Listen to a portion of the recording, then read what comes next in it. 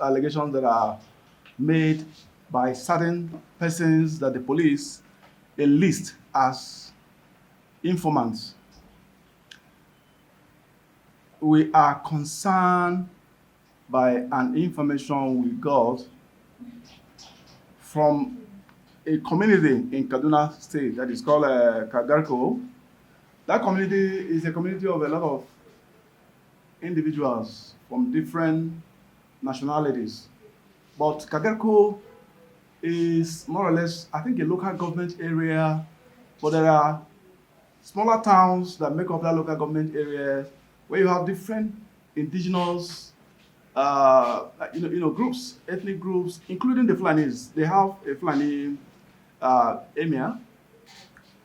Then there's this particular individual that has been accused of involvement in several cases of armed banditry. This individual was in the press statement I'm going to circulate to you. The names or the name of that very individual is there, but I'll read a part of the petition that was sent to the IG of police by the law firm of Yakubu Mekel. Yakubu Mekel is the president of the Nigerian Bar Association. Then there's a letter from the Emirate Council from Kadarko. The reason why we got involved is that there is a case of ethnic profiling.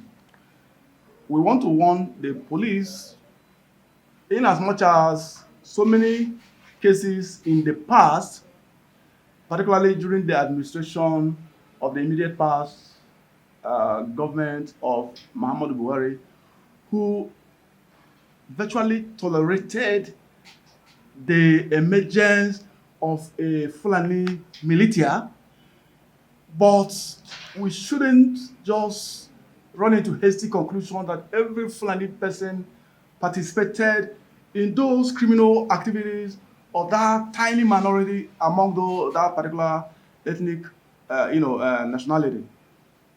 This individual himself is also a Fulani, the guy who has been accused of being a bandit, who later surfaced in that community because there's an allegation that he was involved in a banditry. They invaded the home of the emir of Kagarko and kidnapped his young wife. Some of these emirs, when they no longer have those, emirs, of course, Muslims are allowed to marry, as many wives as they want. If there's a need for them to marry younger wives, they can marry that will take care of certain things at home. The younger wife of the emir was kidnapped alongside his grandchildren. But before they left the house, I think the emir's wife was also a Fulani lady. So she spoke Fulani to one of the grandchildren that were being taken away by those bandits, and they quickly released her. Because I don't want to really bother you so much with explanation of how whether those grandchildren were married by Hausas or other indigenous groups that made the kidnappers to release the youngest wife of the emir, because they were afraid of their identities being uncovered. But one of those kidnappers who invaded the home of this emir of Kakarko was arrested by the people and lynched to death. Normally, when some of this criminality used to happen, if you find a terrorist within your environment and they're trying to kidnap people and they're apparently armed and have actually even used guns and everything to terrorize the people, most times you find that people also have spontaneous actions. If you find somebody who wants to kill somebody in your house or somebody wants to kill you, you have the right to defend yourself, even if it means taking away the life of that person who wants to kill you. It is legally permitted. So one of the kidnappers was killed. Some of them escaped with the children into the bush, and for a very long time negotiations were going on. The emir had to pay like 20 million to get those grandchildren out of that place. But eventually they made that one of those who participated in the actual kidnapping was one of them in that community. When it was found out that he was the one, he disappeared from the place and started threatening the emir on phone. They said he was calling the emir on phone that he's going to return to us. And when I return, your two children will definitely not return again, since you guys don't want to allow us to you understand. So they said the guy disappeared, and the next thing he did was to reappear with security forces from the IRT. There is a unit within the police that is called IRT, I think Intelligence Response Unit. It's just like the IG of police has so many units set up, like where you have CIDs and all these things, different groups. When they want to send police people to for specific assignments, IG can set up specific squads to do that. So this team is called IRT. One of those who came in the name of arresting. But they said when they appeared in the village, they didn't show evidence of arrest warrant. And one of those people who came for the arrest was masked. The people were able to resist. Initially, they were able to resist the arrest by removing the mask from one of those police people that came, because when you have a lot of people in a crowd, if you have 3 policemen carrying gun, they can't kill everybody and run away. So they were actually overwhelmed. But they managed to remove the marks of the guy and saw that it was that guy from their community who is an alleged bandit that came with the police, which means he has carried out the threat that he told the emir on the phone, which the emir reported to all relevant authorities, including the Commissioner of Police in Kaduna State. The guy actually came to Abuja, IRT Abuja here to allege that the 2 sons of the emir were kidnappers. They took them away, and for over 10 days, those people have not been charged to court. There are no evidence to show that the police has any credible information linking the 2 sons of that emir to any case of kidnap. And to make the whole thing very, very intriguing, they were able to find out because we found a way of planting ourselves into the whole process. And it happened that the guy had already even been recruited into the police. A bandit who hasn't been prosecuted for his alleged crimes, finding himself into a police force and organizing an arrest trip to Kagarko to arrest the 2 children of the emir. And this is not the first time that there have been allegations of either repentant Boko Harams getting enlisted into the army. It is a fact that certain persons who are assumed to be repentant Boko Haram in the army is even somehow structured, even though Human Rights Association of Nigeria is strongly against any practice of organizing what you call rehabilitation program for terrorists. It is unlawful. If you capture a terrorist, or even if a terrorist surrenders himself, you have to get that terrorist to go through the to face the full weight of the law. So this is just the names of those 2 sons of the emir who were taken away by the police in Abuja here under the IRT team is Mustafa Buhari Aliyu and Aliyu Buhari Aliyu. These two persons, the community, of course their father is the emir, the community, the council, emirate council and the rest of them, everybody in their community have already written to the police to say, we know these people are not kidnappers, and these are the insider stories that we know. Now the police has not charged these people to court, even with the involvement of a very senior lawyer like Yakubu Mekel, who is the president of Nigerian Bar Association. These 2 persons are still being kept. And there was an allegation that we got that what was actually happening is that they usually pinpoint rich Fulani people in that community where the police will just come and pick them one by one. When they now, a lot of people don't know their human rights. Sometimes if they don't have parents or have brothers who have what it takes to hire lawyers or to get the attention of Nigerians through the media, like we're doing now, if they don't have the reach to even inform NGOs or to inform anybody who is in the media who knows about what is happening. That is the reason why we called for this press conference to task the IG of police to investigate the allegation that IRT recruited a well-known bandit, an alleged bandit by name Mohammed Sani Dahatu. The IG must investigate if Mohammed Sani Dahatu is a recruit into the police, because that's the allegation we got. If you as journalists make a call to IRT, I do not think if they can tell you anything. Well, the petition is here written by the president of the Nigerian Bar Associations, and we were informed, and we also carried out our own due diligence. That's where most of the things we found out are not even actually written here. These are just official kind of statements, but we are giving you the insider information.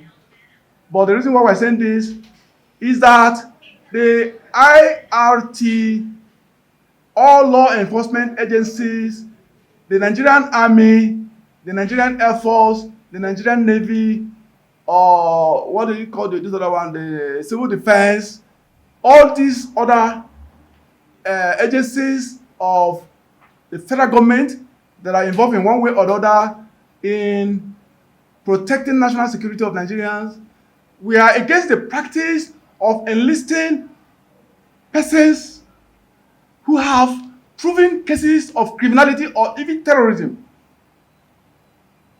In addition to that, let us use the opportunity of this press conference to say that we believe that it is high treason for the President of the Federation, President Bola Ahmed Tinubu, to continue with the unlawful practice of his immediate predecessor, Muhammadu Buhari, who started the program of so-called de-radicalization and rehabilitation of what they call repentant terrorists. There's nothing like repentant Boko Haram. Once you're a terrorist, you are a terrorist. If you're a terrorist and you are involved in any proven or alleged, like in the case of this guy that we're talking about, the allegations is that he was a bandit before he was recruited into the police. And when they made inquiry in the IRT, they were told by the topmost commander in that place, according to the allegation, that they were told that he has been rehabilitated. Who rehabilitated a bandit? The police rehabilitated a bandit? Under which program? So that's what we're saying. The IG should tell Nigerians, does the police run a program of rehabilitating bandits and enlisting them into the police force? Is it constitutional for persons to be arrested based on the fact that they are Fulanis, or based on the fact that somebody just get to the police and said, I know that this guy is a bandit or a kidnapper, and now the police, you go and pick up the person and lock him up. You don't have any evidence.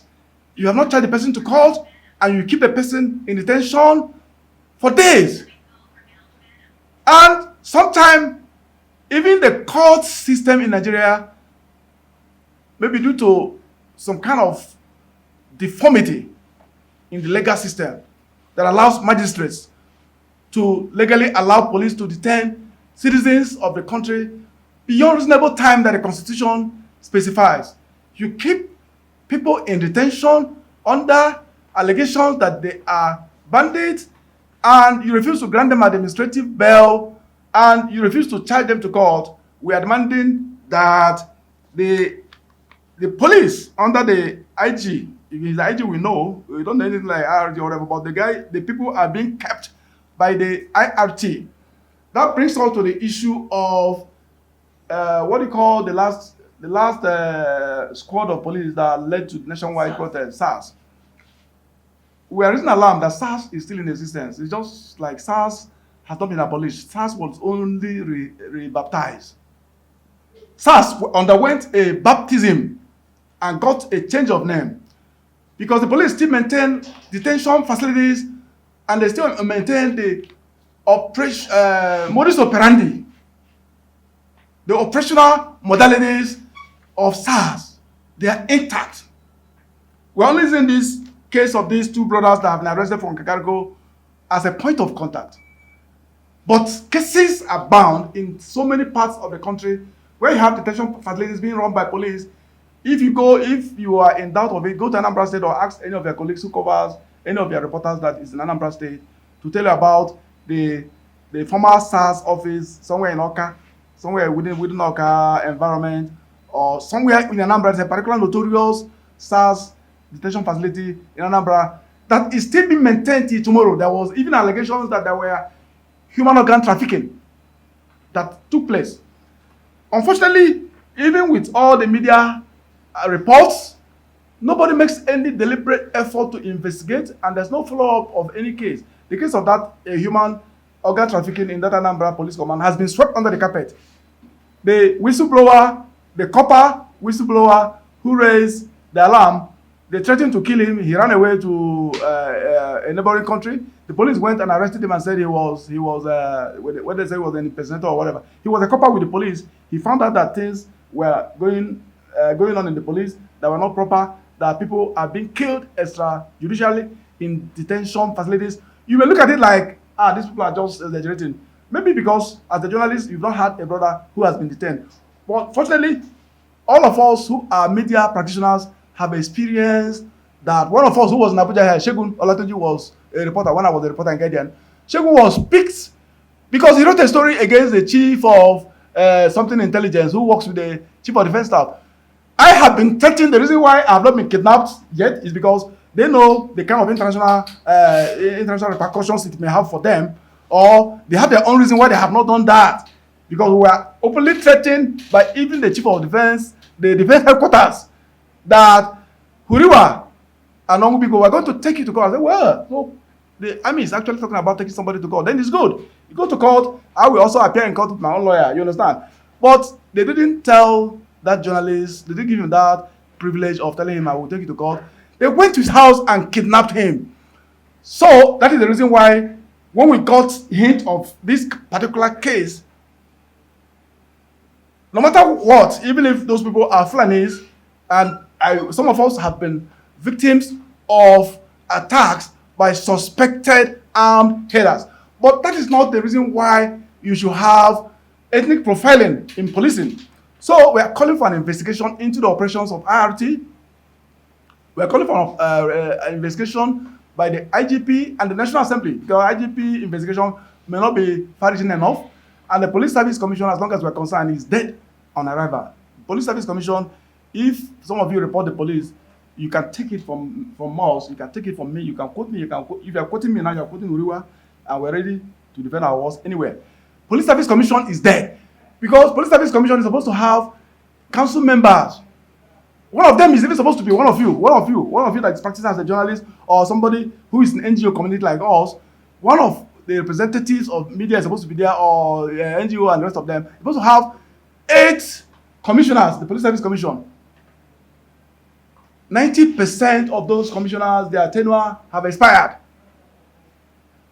The president is not in a hurry to appoint anybody. Maybe nobody wants to go and work in Police Service Commission because it's something that concerns the police. The politicians are not jumping into it because there's no contract. There's no big money. Just like how we served in the Human Rights Commission, I served as a national commissioner. Because there was no money, people were not too much interested in hustling for it. You understand? Today, the reason why I'm bringing up this issue is that if Police Service Commission is in existence, it is Police Service Commission that would have been telling journalists to put pressure on Police Service Commission in addition to the petition we are going to send to them. Because if you send a petition and you don't bring it to the media, they won't act on it. It's only usually when they see or hear things in the media that they begin to react. It's not true, but I'm telling you, based on our investigation, that this allegation that this guy who implicated the 2 sons of the Emir of Kakariko is being alleged by most prominent people in that community, including a very top-ranking government official that we know in Abuja here. That is our friend. He volunteered an information that guy is he's a bandit because he committed a crime like 6 months ago and he disappeared. He has not been caught for that crime. He disappeared and appeared the next time with the police to arrest the two sons of the emir after he threatened that he was going to come back to arrest those two guys. Those two guys are just local guys. When you see somebody two sons of emir, it doesn't mean that maybe they're riding flashy car in Kaduna or in Lagos or Abuja here with us. They are local people. They are sons of the emir, but they're local people, local traders in their community, Kagarko. I grew up in Southern Kaduna, so I know Kubacha, all these Kagarko and all that. I know this is very well because we are all going to all these local markets. So those guys are just local traders, but local traders does not mean that they are poor. There are traders in those environments like Kachia, where they do ginger business. Ginger business is a multi-billion-dollar business. Some of these local traders in those localities, you may go into their accounts and find huge sums of money in their savings. It doesn't mean that they have gone to do anything wrong. But if you're into ginger business, you're into precious stone business in those local areas, it doesn't really mean that somebody would have committed a crime in order for him to prove that he is entitled to some amount of money. And in fact, investigations have been done. There's no proof anywhere to show that those guys have incomes that far outweigh what they should have as ginger traders in their locality. We are challenging the police. Take these boys to the court. Take them to court if you have a case against them. You don't have the right to keep somebody in your detention facilities under dehumanizing conditions for weeks. And we are calling for the necessary amendments to the law so that magistrates shouldn't have the power to go against the constitution. Imagine to say, EFCC, go and detain this person for 30 days. They do that. EFCC, you find out that EFCC will arrest somebody, and before you know it, they keep going to court to obtain court order, ex parte order. Ex parte order is the kind of order they obtain behind you. It's somebody going to get something against you by ambush. We need to do a lot of work when it comes to law enforcement and constitutionalism in Nigeria. Thank you.